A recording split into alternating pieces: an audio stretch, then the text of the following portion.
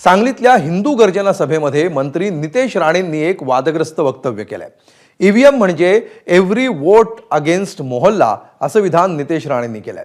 पण आम्ही तिकडे ईव्हीएम वरच निवडून आलोय असंही ते म्हणाले।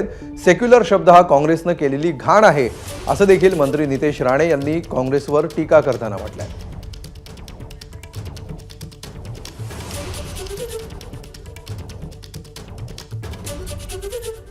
ईव्हीएम वर दोष देतात आणि हे लोकांना ईव्हीएम तर फुल फॉर्मच कळला नाही। हिंदू समाज आणि कुठल्या विचाराने मतदान केलं कळलं नाही। ईव्हीएम चा अर्थ आहे एव्हरी वोट अगेन्स्ट मुल्ला।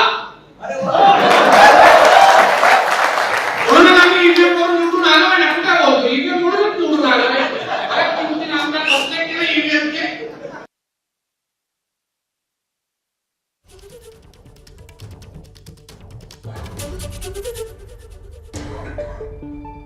तर ईव्हीएम म्हणजे एव्हरी वोट अगेन्स्ट मुल्ला असं नितेश राणेंनी म्हटलेलं आहे। आणि सांगलीतल्या हिंदू गर्जना सभेमध्ये मंत्री नितेश राणेंनी हे वादग्रस्त वक्तव्य केलं।